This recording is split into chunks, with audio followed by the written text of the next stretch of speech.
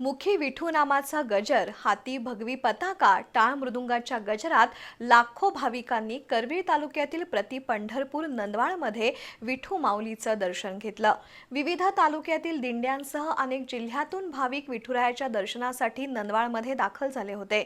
पुईखडी आणि वाशी खत कारखाना इथला रिंगण सोहळा, गावोगावी होणारी पालखीची पूजा आणि स्वागत भक्तिमय वातावरणात पार पडलं।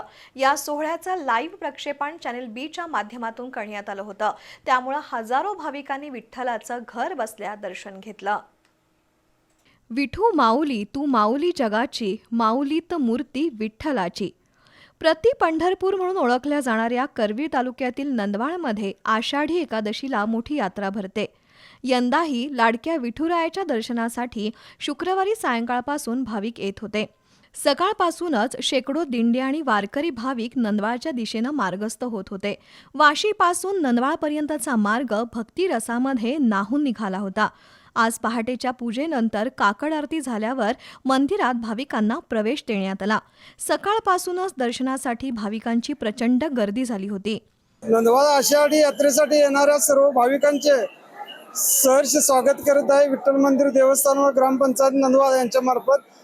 आज आणि उद्या नंदवाळमध्ये येणाऱ्या भाविकांची संख्या 6 ते 7 लाख होईल अशी अपेक्षा आहे। तरी आज येणारे लोक यांच्या सुरक्षिततेसाठी पोलीस प्रशासन, जिल्हा परिषद यांच्या मार्फत दर्शन रांग, बॅरिगेटिंग, पाण्याची सुविधा, सर्व सुविधांचे नियोजन व्यवस्थित केलेले आहे। करवीर तालुक्यातील बाचणी, आरे, हिरवडे, हसूर तर राधानगरी तालुक्यातील धामोड, चांदे, घोटवडे, कौलो परिसरातून दिंड्या मोठ्या संख्येनं सकाळपासून नंदवाळकडे मार्गस्थ होत होत्या।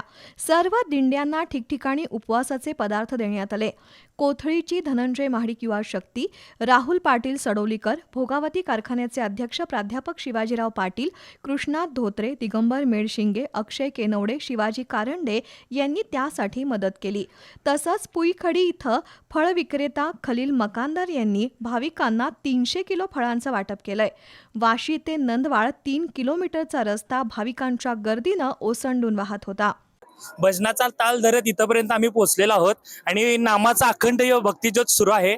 आणि आमच्या पांडुरंगातर्फे पांडुरंगाच्या चरणी हीच एकच प्रार्थना आहे की सगळे धरण भरू देत, सगळ्या शेतकऱ्यांना सुख, शांती, समाधान आणि प्रत्येक नागरिक आपल्या घरी सुखी राहू दे, आनंदी राहू दे, हेच विठुरायाच्या चरणी आम्ही सगळं घालतो। बोला पुंडलिक वरदाय